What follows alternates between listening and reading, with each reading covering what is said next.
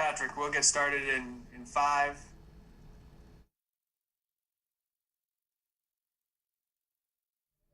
All right, good evening, everybody.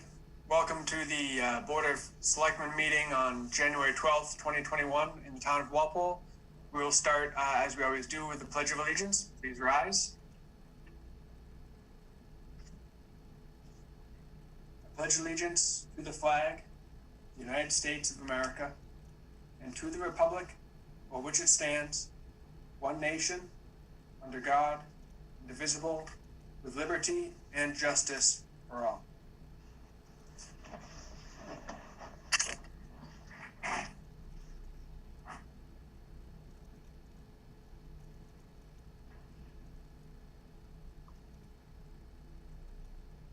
Okay. So to start off the meeting, we'll remind everybody that we are continuing under the order suspending certain provisions of the open meeting general laws, which was put into effect by the governor and authorized remote participation for all public boards due to the emergency declaration order issued on March 12th, 2020. Every vote taken shall be a roll call vote. So to kick things off tonight, under appointments, we have Mr. Carl Baldoff, the town engineer, who is here to talk to us about a vote for acceptance documents. Carl, please. Good evening to the chair and members of the board. Carl Baldoff, town engineer. And on December 28th, I delivered a memo through you to the board explaining the steps we need to do to finally complete the roads that were accepted at fall town meeting. Namely, those roads were Millbrook Avenue, Lester Gray Drive, Shady Lane, Lady Slipper Drive, and High Oaks Court. Along with the memo were the documents that I'm asking the board to vote and sign. One document is an acceptance of easements, and it accepts all the easements, and most of these, they're all utility easements, but most of them are related to drainage in this subdivision. This is the High Oaks 4 subdivision. And also that you're going to vote and execute orders of taking separately, one for each road. And you'll sign these, and then when I get the originals, we're going to take them and the Mylar plans that were signed last fall and record them at the Registry of Deeds and the Land Court in Dedham. So with that, this is the final step, and I believe everything's in order. All the documents are very similar to what has been used in past years, and except we have several of them because there are several roads, and that we're following exactly the procedures that have been followed for many years here. Okay. All right, very good. Jim Johnson, do you have anything that you'd like to add, or? No, everything's pretty much in order. Carl and I talked about it last week, and I was comfortable with everything here. That's why it's on the agenda. Great. Any further discussion or comment from the board? Okay. I'll make a motion to accept the rights and easements related to Millbrook Ave, Lester Gray Drive, Shady Lane, Lady Slipper Drive, High Oaks Court, and sign the accepted documents. I'll second that. We have a motion and a second. Being that there's no further discussion, proceed to the roll call vote. Nancy McKenzie? Aye. Jim? Aye. Mark? Aye. And Ben, aye. 4-0-0. The motion passes. I'll make a motion. Thank you very much, Carl. I'll make a motion to take the public rights for Millbrook Ave and sign the order of documents of taking. I'll second that. We have a motion and a second. We'll proceed with the roll call vote, being that there's no further discussion. Nancy? Aye. Jim? Aye. Mark? Aye. And Ben, aye. 4-0-0. The motion passes. I'll make a motion to take the public rights of Lester Gray Drive and sign the order of taking documents. I'll second that. We have a motion and a second. Being that there's no further discussion, we'll proceed with the roll call vote. Nancy? Aye. Jim? Aye. Mark? Aye. And Ben, aye. The motion passes 4-0-0. I'll make a motion to take the public rights for Shady Lane, sign the order of taking documents. I'll second that. We have a motion and a second. Being that there is no further discussion, we'll proceed with the roll call vote. Nancy? Aye. Jim? Aye. Mark? Aye. Ben, aye. Motion passes 4-0-0. I'll make a motion to take the public rights in Lady Slipper Drive and sign the order of taking documents. I'll second that. We have a motion and a second. Being that there is no further discussion, we'll proceed with the roll call vote. Nancy? Aye. Jim? Aye. Mark? Aye. Ben, aye. The motion passes 4-0-0. I'll make a motion to take the public rights for High Oaks Court and sign the order of taking of documents. I'll second that. We have a motion and a second. Being that there's no further discussion, we'll proceed with the roll call vote. Nancy? Aye. Jim? Aye. Mark? Aye. And Ben, aye. The motion passes 4-0-0. Thank you, Carl. I really appreciate it. Thank you for following that repetitive but necessary process. Very necessary. Absolutely. Absolutely. Appreciate your help. Thanks for joining us this evening. Thank you. All right. Okay, we'll move along. We'll move along. Let's take the next order of business here. We'll move down to unfinished business because I see that we have the individual here who's going to be speaking to us about that. And just before we do that, Yeah. I asked Carl to just stick on because the next thing comes to chapter 90. That's just to vote to authorize me to sign on the board's behalf. Do we have any questions for Carl on that one or anything? No. No, not for me. Okay. Great. Yeah, no problem. Thank you, Thanks, Carl. Thank you. Have a good night. Are we good to skip down, Jim? Any? Sure. Okay, awesome. So under unfinished business, we have a vote request of Eco ATM for a junk collector license located at 550 Providence Highway. This is an item under unfinished business because we discussed it at our last meeting. And we have with us Mr. Hunter Bjorkman, who is with Eco ATM.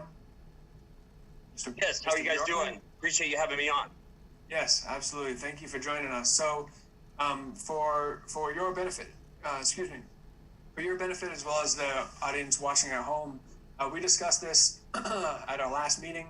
The board had some reservations, had some additional questions, and so we were able to get a lot of answers from the website of your company, and we were able to talk to some people. I know Aoife Kelly in our office was able to reach out to Eco ATM and get some additional information. So we're here tonight to hear from you, and then have the board members and any additional information or questions that they have, they can put to you at that point.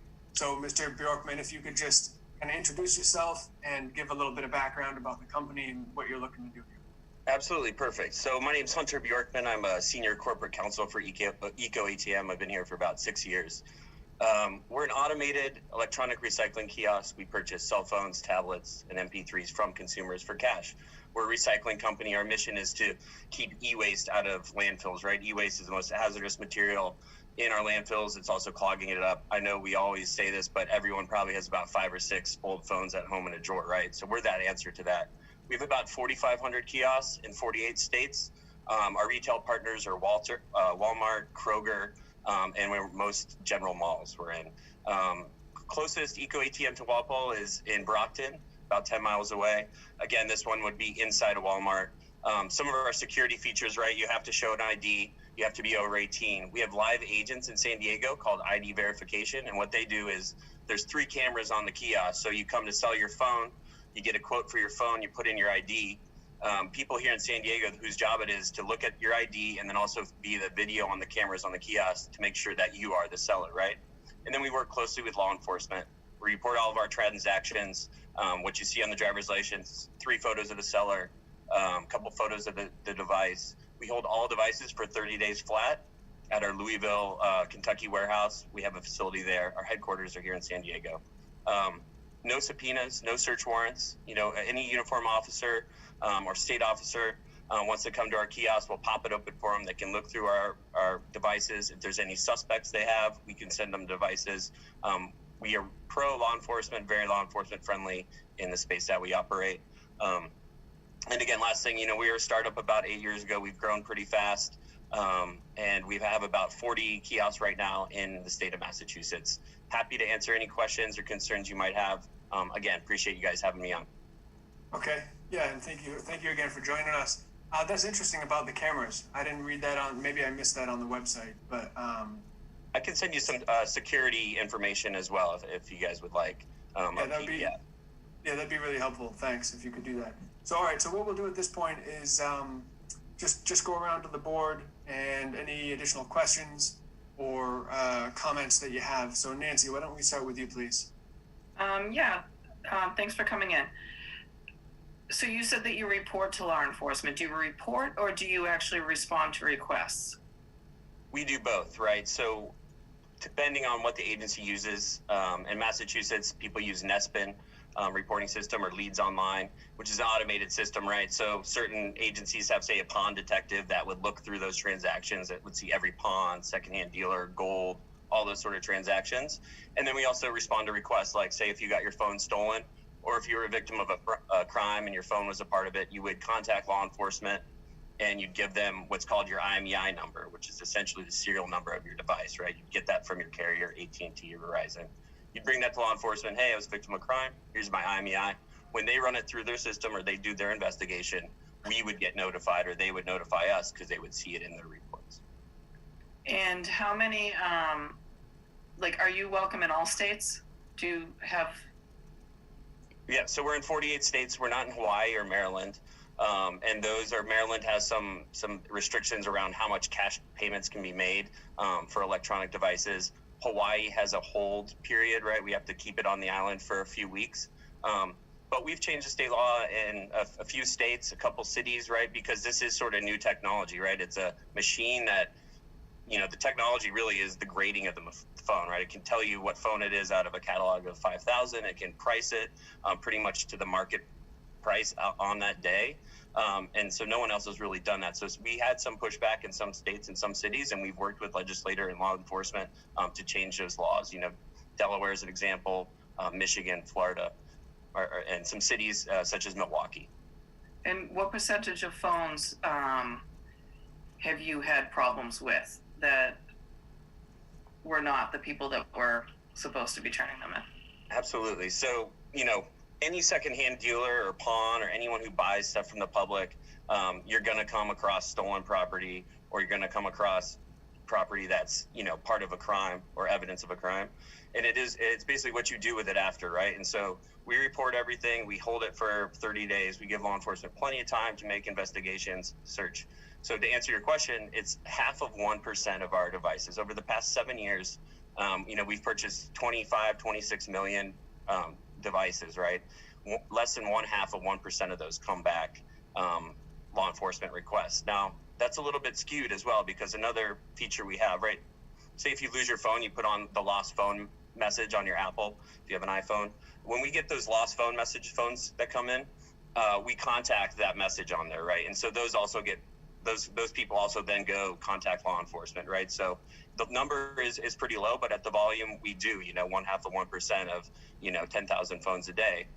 It is there, but you can see on our website our law enforcement testimonials, our partnerships with law enforcement. I've worked on FBI cases, murder cases, all sorts of stuff. And again, just back to, if you're pawn, secondhand dealer, gold, you're going to get some bad actors, get some stolen property too. It's what you do afterward. Thank you. Thanks, Nancy. Jim O'Neill, please. Yeah, thanks, Ben. And thanks very much for coming in today and talking to us. I had a number of questions when we first took this up, and a lot of them have been answered based on the information that Eve, our secretary, has provided after communicating with your company. So I feel much more comfortable now than I did 2 weeks ago when we took this up originally. I still have a couple of questions that I'd like you to just speak to. And I've gotten partial answers on these already, but if you could just sort of fill these out, that'd be helpful. So the frequently asked questions on the website addressed for non-Apple devices, how data gets wiped off those devices as the phones are being turned in. The same thing wasn't true with the Apple devices. And so I wonder, but I've come to understand that you're in the process of introducing the directions on how to wipe the Apple device clean. So I wonder if you could just spend a couple minutes talking about that, and also talk about, what the person is required to do prior to actually putting the phone into the kiosk, and are they aware that if they don't wipe the device that they could have personal data on there? And do you make that really clear to them? if they don't like the device, take the personal data on the device that they're putting into the kiosk. And then, of course, the follow-up was if the device goes in and it's not wiped, what happens to that data? Sure.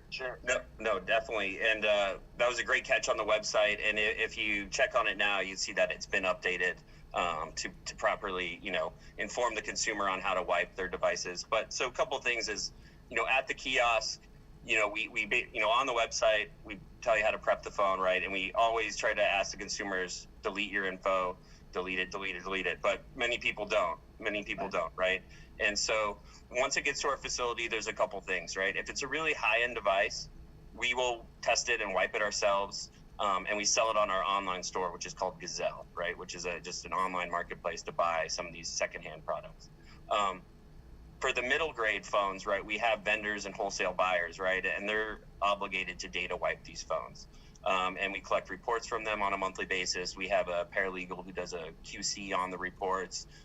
We have a full audit process on all of our buyers, vetting process, a 12-point vetting process for all our wholesale buyers.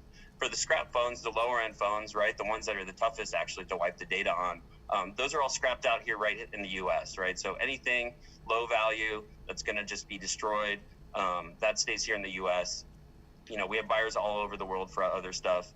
And again, we also track this stuff, right? We have a customer service team. And so if any issues come up with any device tampering or data issues, we're on it. And in the past 5 years, we've had a few of them. We've had 3, all from the same sort of bad buyer, we'll call it, right? So this buyer bought some phones. They didn't do what they were supposed to do. And we found out about it via customer complaints, and we cut that buyer out.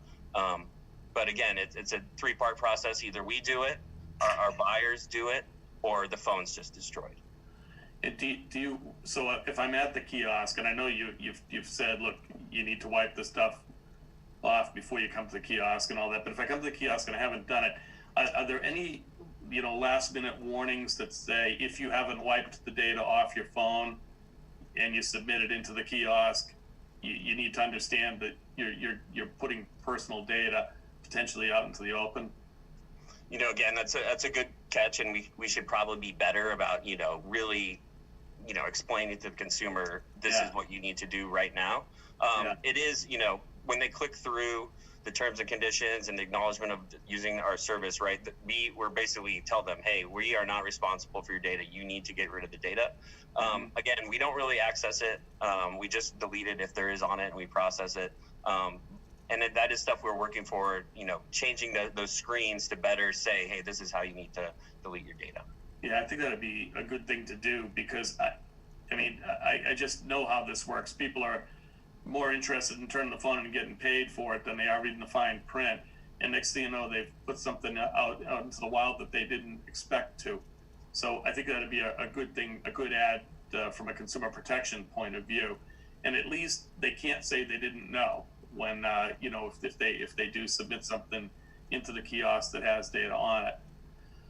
So then, switching gears on the topic, I was worried also about just how does it actually work at the kiosk. And again, after having been to the website now and reading the frequently asked questions, the things that I become aware of is, of course, the video connection, much like what we're doing right now, for so that you actually do have a person, if you will, at the kiosk, that positive ID is required, and that data is captured and is aligned with the phone, so that we know which phones came from what person. And you've got high def cameras at the kiosk that are taking pictures of the person who's actually selling the phone. So all of those things felt like really good controls to me, and I felt a lot better about the process because again, our concern here is illegal activity. And so I felt a lot better about the process after having read that. Back to where Nancy was asking a little bit about law enforcement.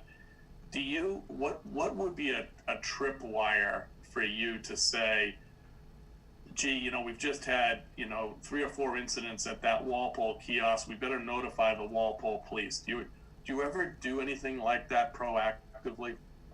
So one thing we do proactively, and back to your sort of bad actors and illegal activity, is, we always let law enforcement know that any bad actors or suspects, we'll block, right? We can block people from ever being able to use our kiosks, right? And so that's a big feature. You know, say Columbus, Ohio PD, they send us a spreadsheet every month with a list of bad actors. Don't ever buy from these people. So we're happy to do that, whatever direction law enforcement gives us. As far as notifying law enforcement, right, we have, you know, all sorts of checks and features and checks and balances in place in our features. You know, block limits, right? We have, if someone hits, you know, sells us 2 or 3 really high-end devices, they get immediately blocked. We have those sort of features in place, but we don't have features to contact law enforcement. And one reason for that is we've been told by law enforcement that they don't want that, right? They don't want us contacting them about, hey, we just had this guy sell us 3 phones that look suspect. Do you want them, right? Or, hey, we have a lost phone from your jurisdiction. So we're more than happy, though, to work with law enforcement on those limits, right? You know, there's some places in New Jersey where we have a $500 limit a person can sell us each year. So we're again, just more than happy to work with law enforcement on whatever they want. And of course, the reason that we're concerned about this, I personally think this is a very good idea. And I like the fact, I mean, what do you do with a you know, any kind of mobile device that you don't need anymore, right? So I think it's a really good idea, and I like the fact that you're going to recycle, and, you know, even the things that are the phones that are completely obsolete, you're going to recycle those. That's great, but more importantly, the ones that still have some life left in them, those are going to get some reuse. So I think that's all really positive. What we don't want, of course, is to have some kind of an element coming into Walpole, knowing that they, you know, if you can bring a bag of phones and, you know, that there's some nefarious activity. And so we don't want to be encouraging anything like that. And that's really where at least my questions come from around law enforcement and you know, wanting to make sure that we're not attracting an element into the town that we don't want to attract, you know, as good an idea as this is. So that's really where I'm coming from. And that's why if I thought there was some of that activity happening there, I would like to, you know, think that the police would get notified of that. I guess what you're saying is you don't have that ability to notify. Not at this time, but we can work, you know, like I said, on the blocks or say, you know, like you said, the backpack of phones, right? So we can set it at, hey, someone can only sell us 4 phones in a year or something like that. Okay. Something reasonable. But, you know, all your concerns are very, very valid. And I would just say that, you know, our security features, I think, speak really with our retail partners, you know, Walmart, Kroger, Albertsons, you know, I don't think they would be partnering up with us if we were bringing that sort of bad element. That's not to say there's not bad actors, you know, there's going to be bad actors, right? And that's where the partnership with law enforcement comes in. But I think, you know, our partners that we work with shows sort of our goodwill and our reputation. Okay, good. Well, again, thanks for being here tonight and for answering my questions. I really appreciate it. So Ben, I'm all set. Thanks, Jim. Mark? Yeah, Hunter, thanks for coming in today. I don't have any additional questions. I think the questions that have been asked are good, and the answers we got on the questions earlier were good. So, thank you. Thanks. Great. I don't have any other questions either. Jim Johnson, did you have any questions or concerns here for Mr. Bjorkman? No, not on our end. Okay. So I have one more question. So as you said, you work with other Walmarts. When did you guys start in Walpole? When did your kiosk open?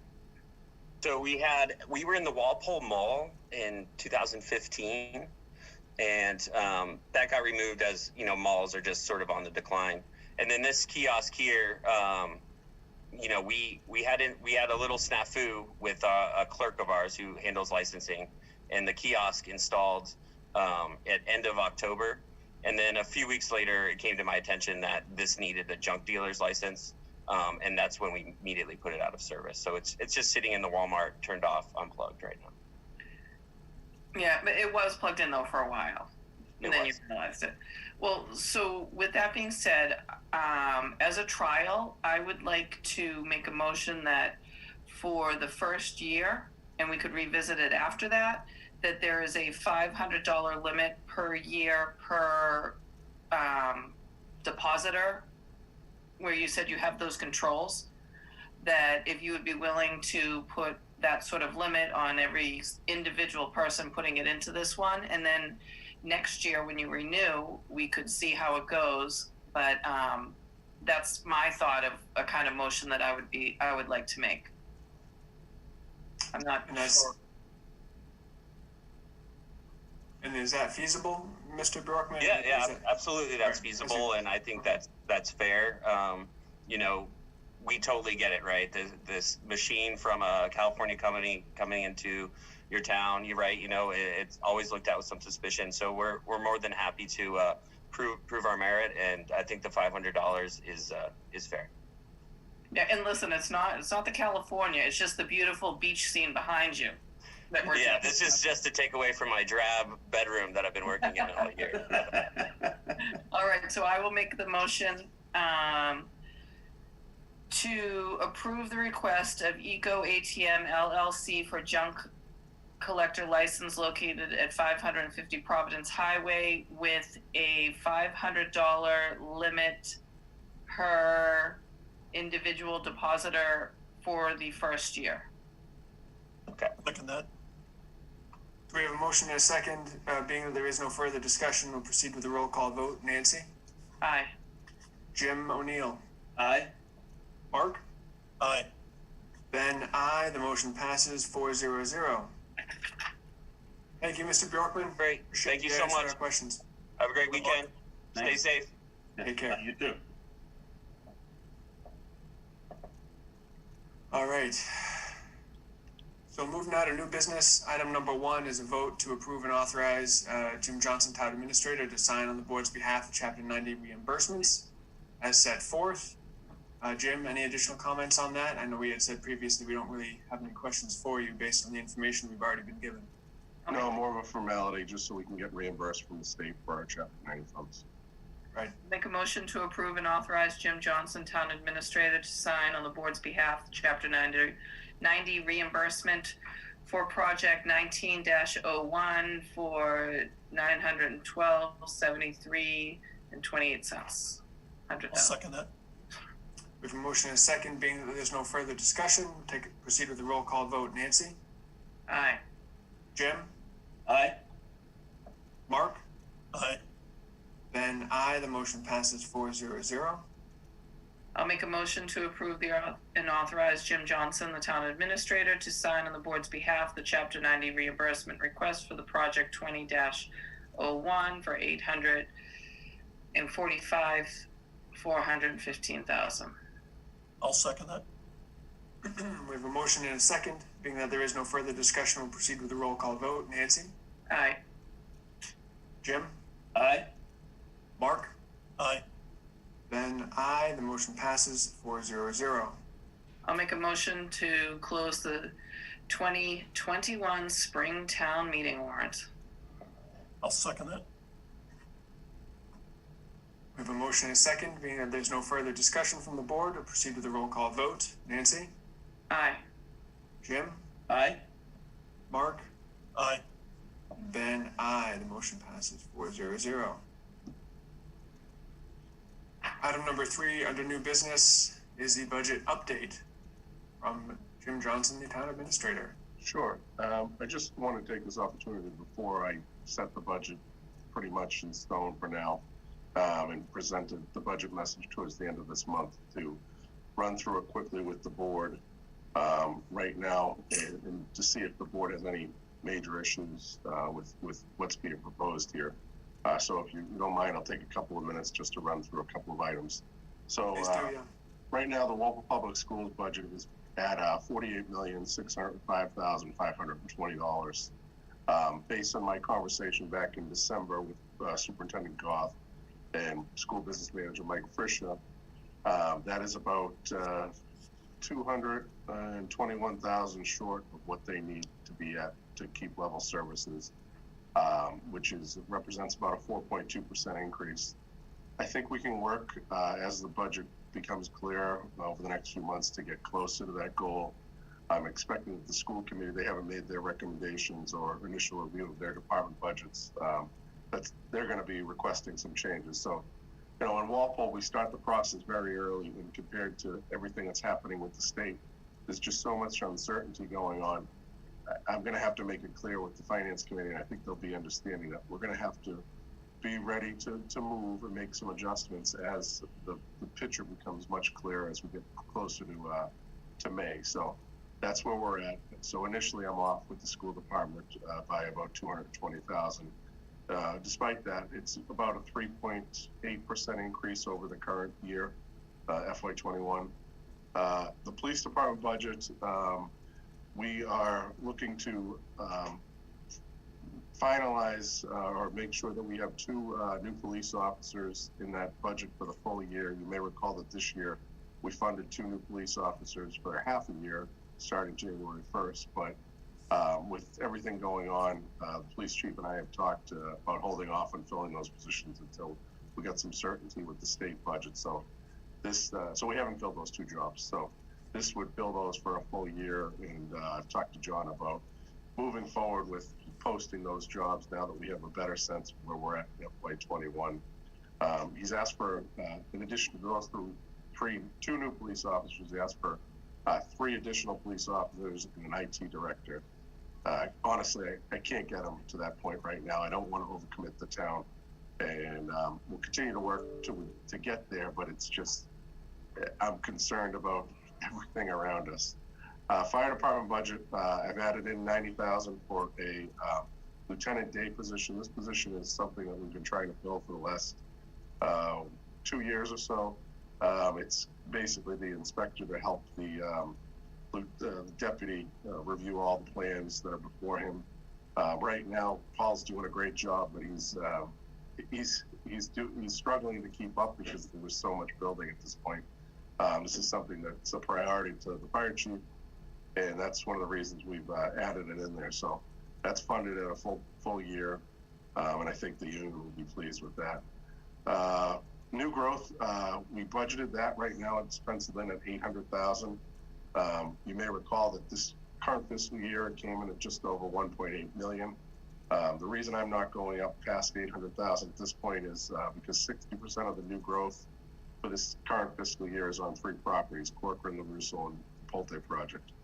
Based on my discussion with Dennis and Mike Yanovich, I think we'll come close to getting about 800,000 this year, but I don't think we'll come anywhere near 1.8 million that we've gotten in FY21. Just keep in mind that everything has to be in and accounted for by July 1st. That's just not comfortable at this point going past the 800. Overlay, I note that I'm using about 500,000 from overlay from the Board of Assessors. Just last week, they released $1 million from overlay. This is more than what we generally use. Generally, the last few years, we used 200,000 or 300,000, but to plug all the holes in the budget and to make it work, we're using 500. The remaining 500, I prefer to figure out if we need money for snow and ice deficit, any projected school deficit, or public safety deficits that might come up. So that's where we're at with overlay. Levy limit right now, I'm going up to the 2.5 as allowed by the law. State aid, I took a look at the FY21 numbers, which were finally completed last week. Just to be safe, I've reduced them by 10% going into FY22. And I'm hoping to get a better sense of the state where they're at, February, March timeframe. They are still scheduled to have the Governor's House 1 budget towards the end of this month, beginning of next month. So we'll see what happens. I'm sure that they're not going to have anything finalized anytime soon. Local receipts, we're closely monitoring all those. Building receipts have looked good. They're looking like they're going to be on track, which we budgeted 900,000 for this current year. I again budgeted 900 for the next fiscal year. So that's where I'm at with everything. So just kind of like a 30,000 foot view before I finalize it. So if the board has any comments or anything they'd like to see changed, I'd like to know now, so I can take the next few weeks to see if I can work in those changes and finalize the budget message. So that's it for me. Okay. Thanks, Jim. I appreciate that. Yeah, and I think it's a good time to have this conversation on an annual basis, not only because of what we're going through. And I know that you had talked with members of the board about some of the ups and downs that have taken place even over the past couple of weeks. Maybe you could talk a little bit about that, Jim, just some of the numbers that have been coming in, and the moving target that it is at this point. Sure. Well, one that comes to mind is something that changed yesterday.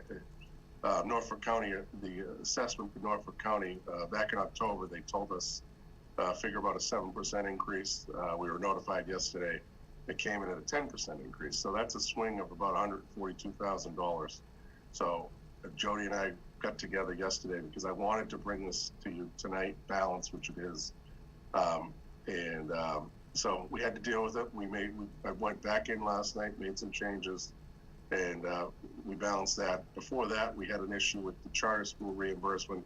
Initially back on 12/7, it was about $209,000 that the House and Senate had proposed on that.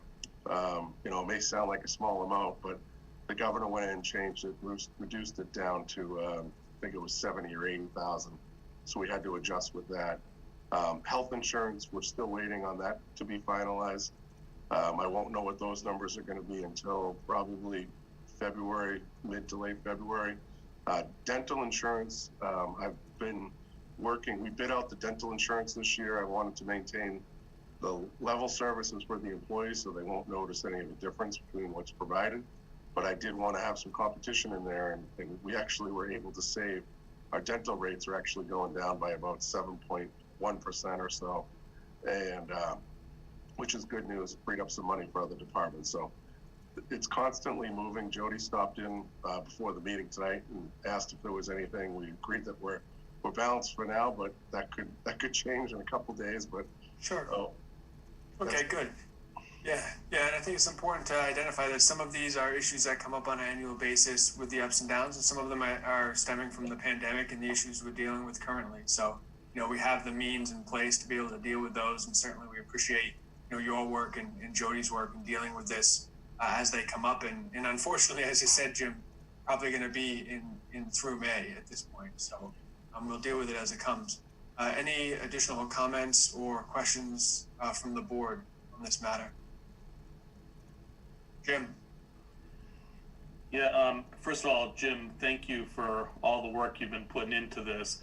I know from conversations with you that these numbers have been moving around quite a lot, and there's an incredible amount of uncertainty in this process this year. So to your point, we're all going to have to just be patient as we work through it, as the state numbers become more clear, as we see how FY21 is going to close out. We're going to have a lot of clues. But I think it's safe to say there's going to be some challenge ahead of us. Just a couple of quick questions on that county assessment. I saw the note, the letter that you sent to them regarding the expected 7% that showed up as 10%. Did you hear back from them yet on that? Yes, I did. And unfortunately, the 10% is the number. She reminded me that what she gave me, their audit comes out for 2 years, and this audit wasn't completed yet. So I have the numbers for FY22 and FY23 going forward, just set in stone. But it is what it is. She explained to me that it's based on our the number of employees here in Walpole, and over the last few years we bumped that up a little bit. That's the major impact there. Okay. In terms of any monies that we might be able to recover that are COVID related, can you talk a little bit about that? Sure. Well, there's multiple. There's the CARES fund, and then there's the state funding that came in to each municipality. At our Walpole's allotment was $2.2 million. We have exhausted that $2.2 million. We haven't been paid back for it. Initially, the deadline was 12/31. They've since extended that deadline, but Jody and Stacy in finance worked hard to get everything in, so we were done in time for the deadline. We haven't gotten any of that money back yet, but I expect there'll be a lot of questions. They haven't even reached out to us. Usually, what happened with the first round, we get the first 300,000. They called us, asked us, and when I say us, the department heads, a lot of questions about, well, was this COVID related? Why did you buy this? So I think we'll start to get those questions over the next couple of weeks or a month or two. Well, hopefully there's an opportunity to recover some of that, and that would help out. Then, every year we talk about OPEB, talk about stabilization, and we have, our views on what those ought to be and at what level and what are we going to put in each year. Can you talk a little bit about those two line items and how you're thinking about that? Sure. So, I'd love to, back this time last year, we had 300,000 set aside for stabilization to put right into the stabilization fund, and another 500 or so to go into OPEB. With the changes we made back in June, we reduced both of those lines to zero.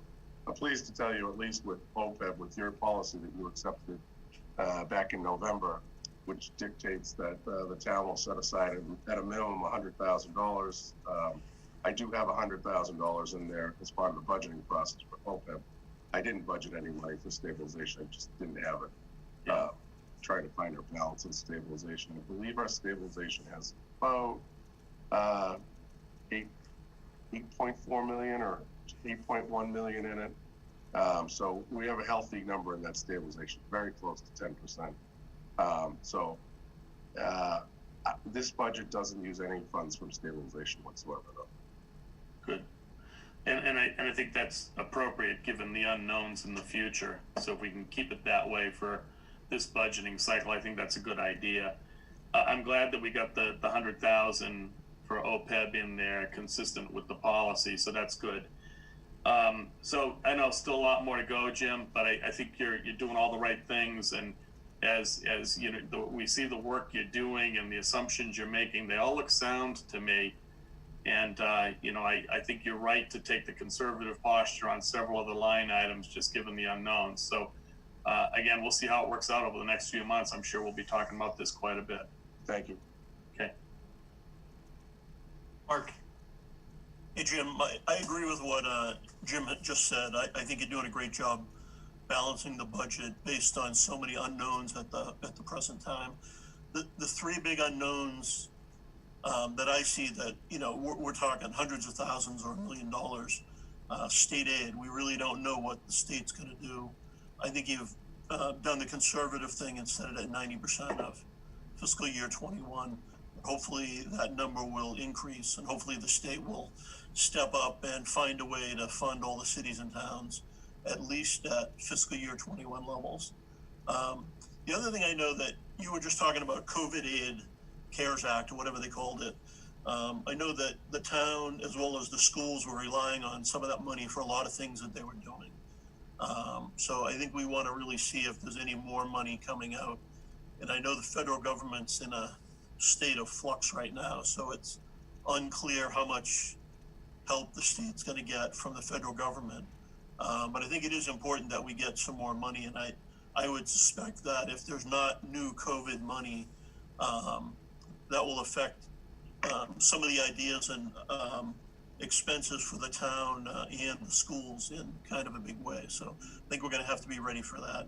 And then the health insurance that you mentioned is always an unknown. It's probably going up, but how much is it going up? And those three big items affect, right now I'm not satisfied with where we are with schools. I think we need to do more for the schools, but I completely understand where we are. And we need to see how all the money comes in, on all the big items, state, COVID aid, health insurance. And as long as everybody understands, including, the select board, the FinCom, even the school committee, that, more so than in any other year, we're really in a state of flux. We're juggling a lot of numbers, trying to see what's going to happen, and hopefully they turn on the positive side. So again, I would say good job pulling it together, but I think it really is a work in progress. We're going to have to continue to focus on over the next couple months. Thank you. Thanks, Mark. Nancy. I want to agree with basically Jim and Mark, and that Jim, you're doing a great job with the budget. You're making some really hard decisions, and you're probably not the popular guy at the department head meeting, but you're doing what you have to do, and you've done a great job so far. I know on our agenda it says possible vote, so I would like to offer a vote of endorsement for the direction that you're taking the budget, just so that it does send the message that we are in agreement, we see what you're doing, the way that you're going, and that we are supporting it. Thank you. That'd be great. That's a motion. I'll second that. We have a motion and a second. Being that there's no further discussion, we'll proceed with the roll call vote. Nancy? Yes. Jim? Aye. Mark? Aye. Ben, aye. Motion passes 4-0-0. And Ben, if I could just follow up on Jim's note, I was just crunching some numbers. I don't have the market balance on these items, but just adding in what I had at the fall town meeting. Right now, stabilization has roughly 8.182 million in it. OPEB has roughly 4.854 in it. So they're healthy numbers, especially stabilization. Hey, could I jump in real quick on stabilization? I think it's really important that we've been able to build up our stabilization fund to deal with emergencies. I don't think anybody foresaw COVID coming. And while we're going through fiscal year 21, and we'll continue to work on fiscal year 22, I think 23 is going to be a struggle too. So I'm glad that we have that money. I'm glad that we can put it into play if we absolutely have to.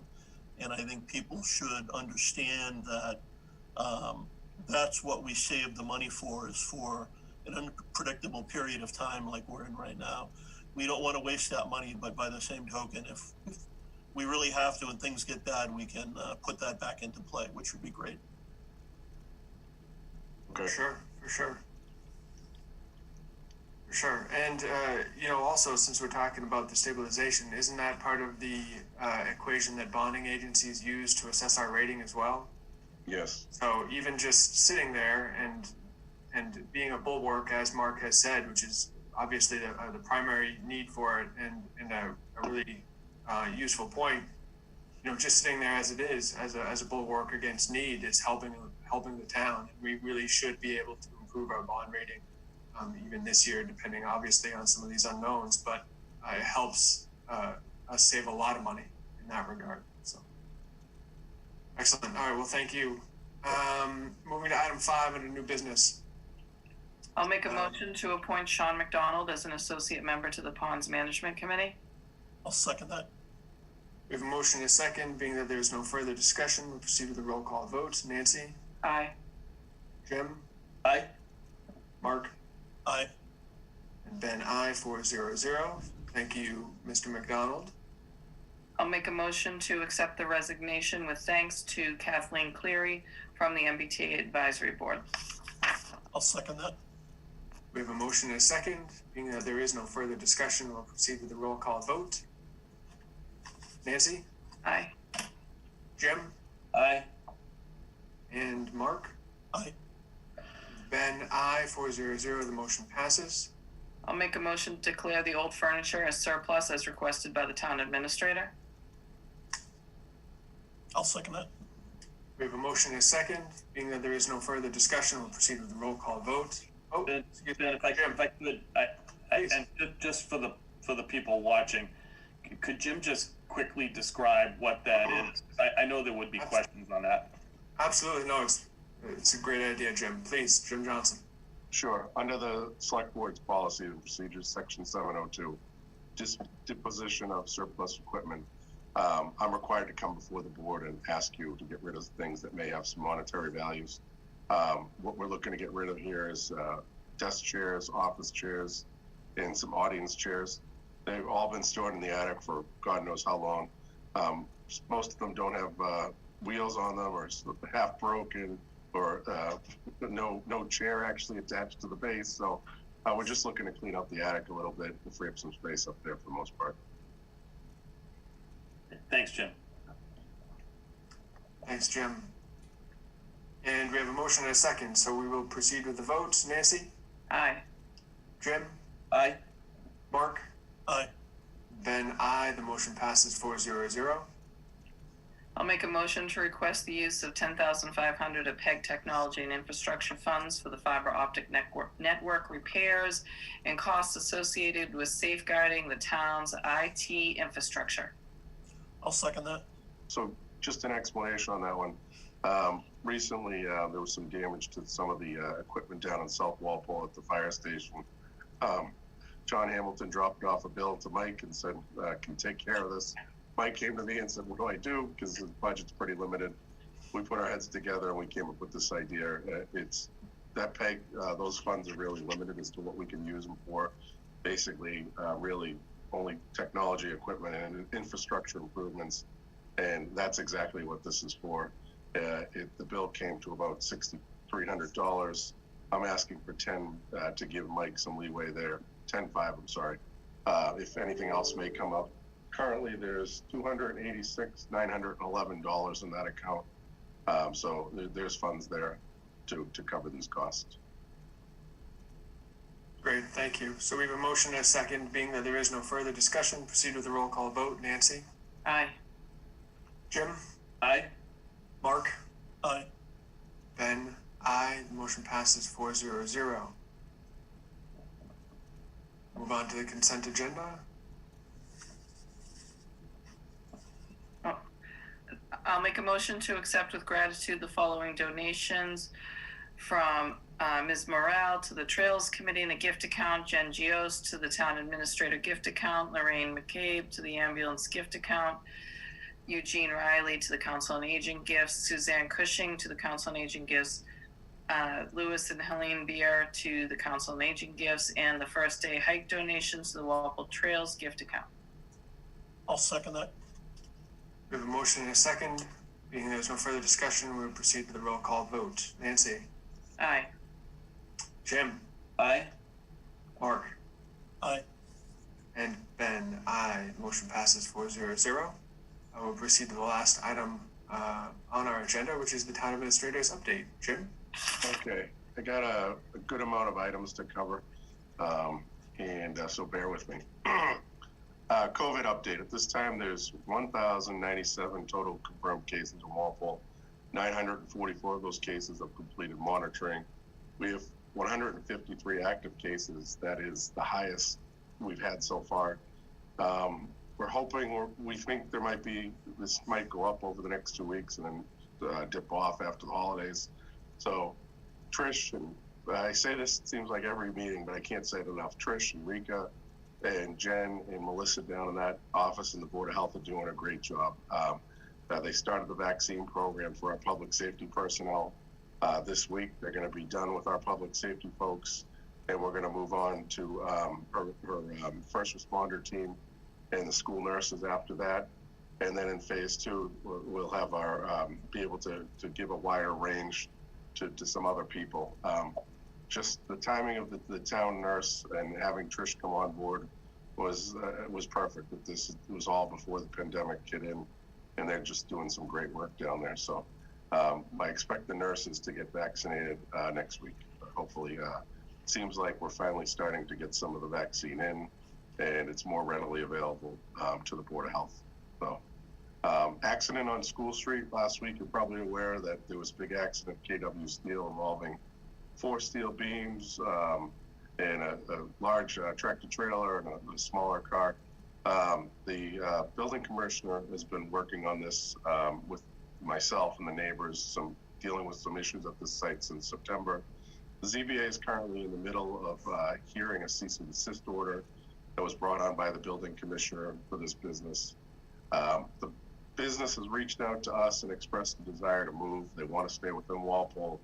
I'm optimistic that we could possibly find an industrial site to move them to, because there's some issues there, as you all are well aware of.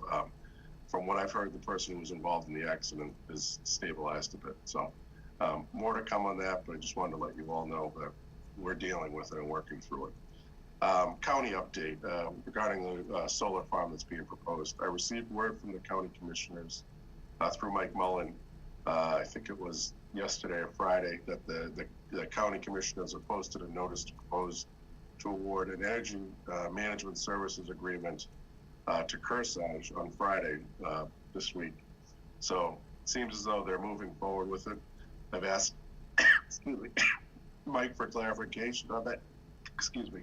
And they are going to have a meeting tomorrow with the commissioners I've asked them for a link to that meeting so I can just listen in. And once I get it, I'll share it with you.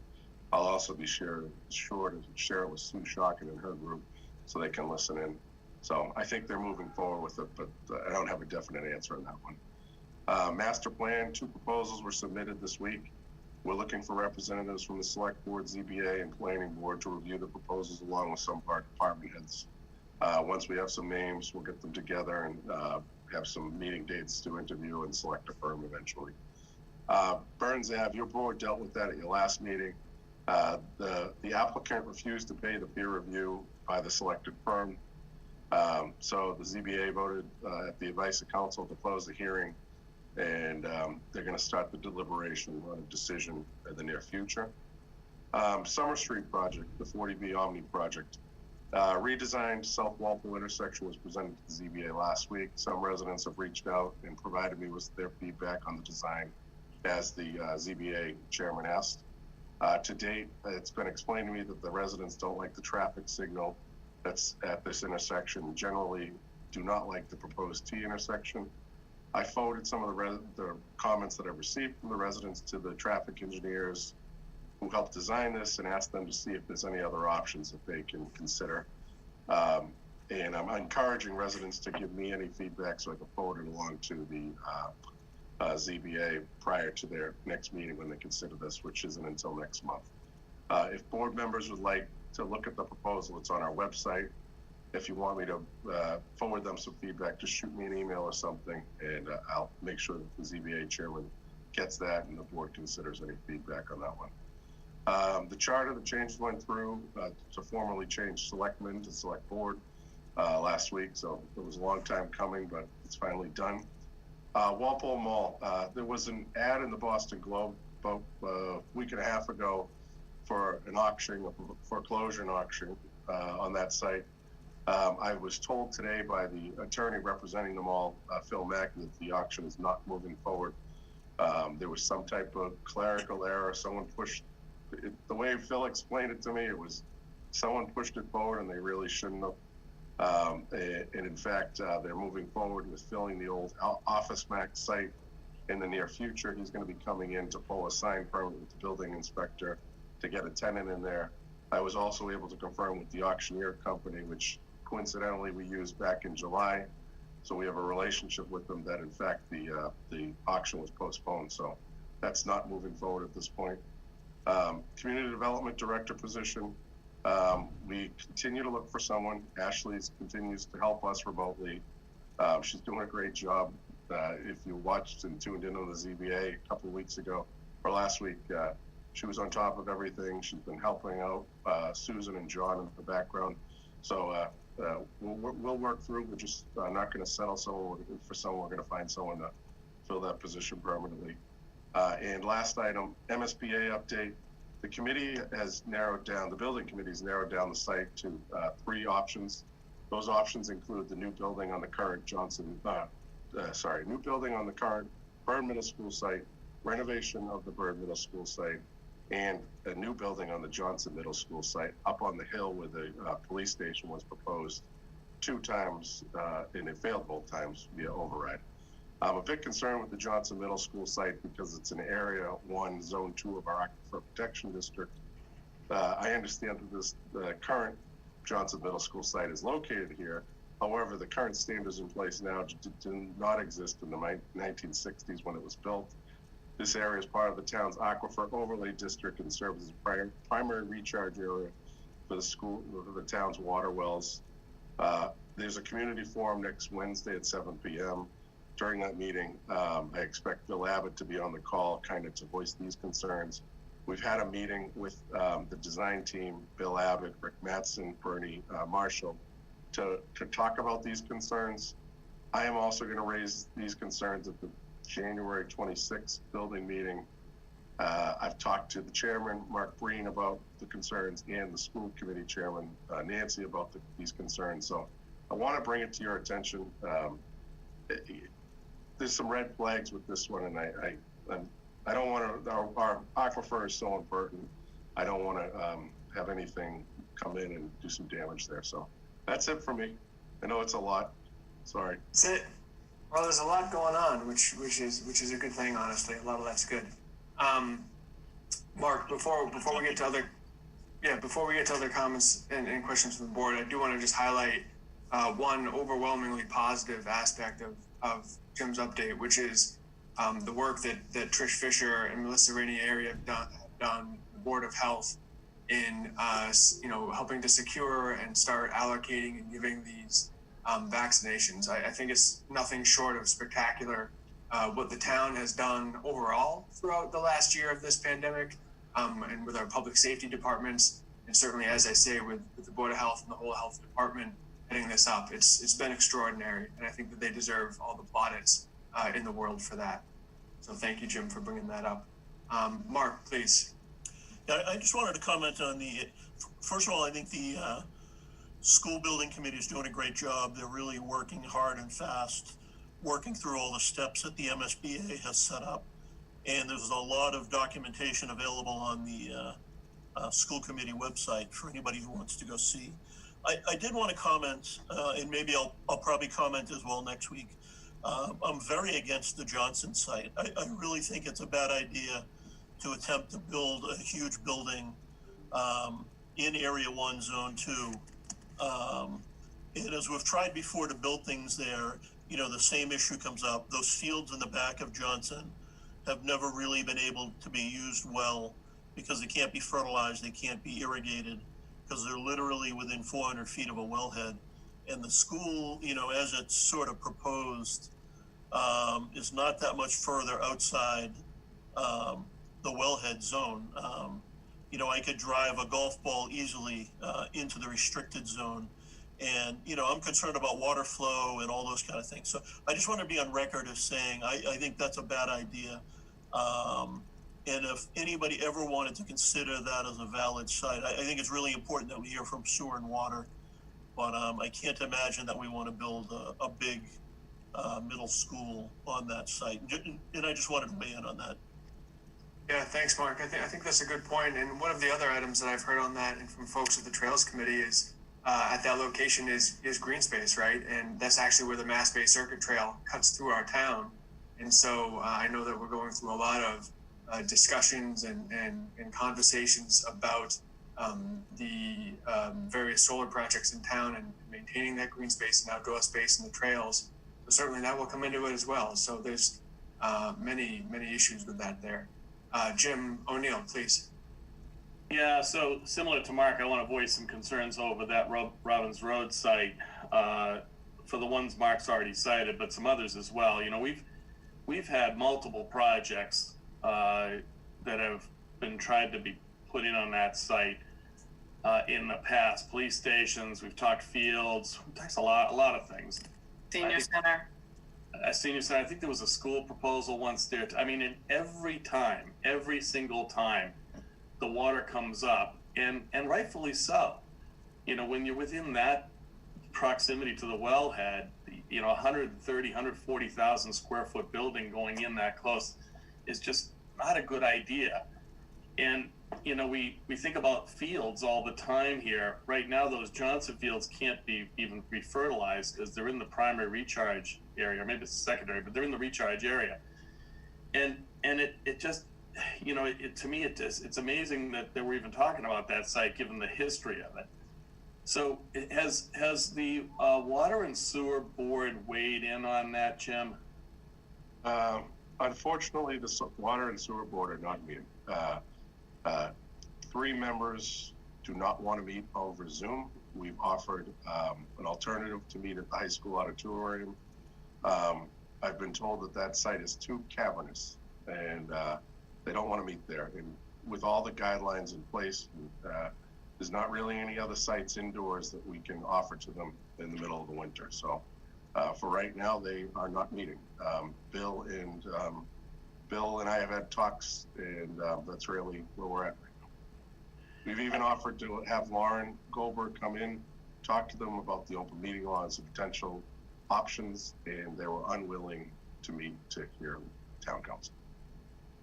I just think it's really important, because if we end up down a path where we choose the Robbins Road site, and then it gets it gets defeated because of the water, it's a self-inflicted wound. And I just don't understand why we would do that to ourselves.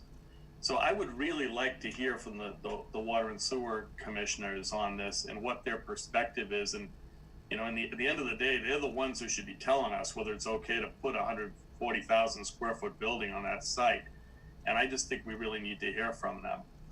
The other thing I would say, Jim, is I think there's a vote coming up at the end of the month. I want to say the 26th, maybe it's before that, that the school, the people who are on that school planning board, you know, the people who are doing that they're gonna take a vote that's gonna, you know, lock us in on certain things, because we have to make a submission to the state sometime very soon on this. So here's what I think we ought to do. I wonder if it would make sense for us to have an off-cycle meeting where we get together with and I always forget their name, and I should know the name, but the school group that is planning this new middle school. The school building committee? The SBC, yeah. Thank you. Okay, the SBC. A joint meeting with us, with them. Let's invite the water and sewer commissioners to that, and sit down. The school committee also should be involved, and sit down and talk this through, because I think before any vote gets taken at the end of January, people have got to appreciate what the reality of that site is, and the likelihood of something getting passed there, I just think is really remote. Thanks, Jim. To add, Thanks, Nancy. so to add on all of this, so for 20 years, I've been on boards, elected to planning board or this board. For 20 years, that site has been thrown in the mix every once in a while. We spend a lot of time, a lot of spinning, and then we throw it back out. And there's a reason. And if we're not going to remember that history, and we're going to try to relive it again, all as it is a smokescreen. Basically, it's the dust bowl that it is in the backfield there. And it's honestly absurd. I just think it's crazy. If it's not suitable for a senior center, if it's not suitable for a police station twice, it is not suitable for the school that it has now. So we're now going to pretend it's possibly suitable for all of the middle schools? Sounds like a colossal waste of time, a smokescreen. And I feel that the manpower to go down this road again, we have vetted it way too many times, that it's really very silly. If our wells go, that's our only well. Like, not our only one, but our best potential of digging a great well. Do we want to become entirely reliable on the MWRA? No. So we need to protect that. There has always been access and traffic issues with going under the Elm Street Bridge or getting out over by the blacksmith shop.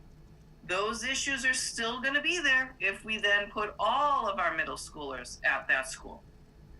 So I know it was 2020 last year and every single rule went out of the books and everything changed and everything got all messed up. But I think we need to get our heads back together in 2021 and realize it's not a good site. Very, very clearly put. Very clearly put, Nancy. Thank you. Any other comment from the board? Any other questions? Maybe Jim Johnson, could you just say those dates again for the meetings for the school? Because isn't it a week from tomorrow? There's a meeting with the school committee, a public hearing on it. Yes. So it's a public input session, and that's next Wednesday, the 20th at 7 p.m. Anyone can log in. I actually just pulled up the flyer that they have out there. You just click on the link and you can log in and do it. And then on the 26th, they are set to meet to narrow down the site narrow it down from 3 to 1, and that's the site that they're going to go forward with. So going back to Jim's idea, if you do want to meet, I think you should. You could have a meeting next Tuesday night before the public outreach, public forum, and I could work with Bill and Nancy and Mark Breen and see if we could get something posted. I know it'll probably be a lot of people on there, but I think this is such an important decision. I mean, God knows how much this building's going to cost if it goes forward. I think it'd be good to have your board formally weigh in. I can have Brian Jarvis on that call and whomever else you think. I think it's a great idea, Jim. That'd be I great. think it's a great idea. Let me know how we can help in that regard as well. Setting that up. I think it's a good plan. Okay. So I'll tentatively try to plan something. Is 7 o'clock next Tuesday fine for everyone on the call? It works for me. Sure. Yeah. Yep. Yes. Okay. That's it for me. That's it. All right. Thank you. Any other comments, questions, things to say? Nancy, please. Yeah, I just wanted to let everyone know that this year's senior class, I know last year's senior class kind of abruptly went home halfway through the year. And this senior class at the high school is home all through the year for at least half of the year. And then there's many kids that didn't even go. But I know last year they had started it and it was Adopt a Senior. On Facebook, some parents have started that again. And full disclosure, my son is already adopted. I'm not looking for someone to adopt him, but there are plenty of 266 seniors. And it's just a nice little thing that it seems like people or businesses or whatever would adopt the senior, take down the information, and then kind of between now and graduation, just, where they're going to school or what they're going to do for a trade.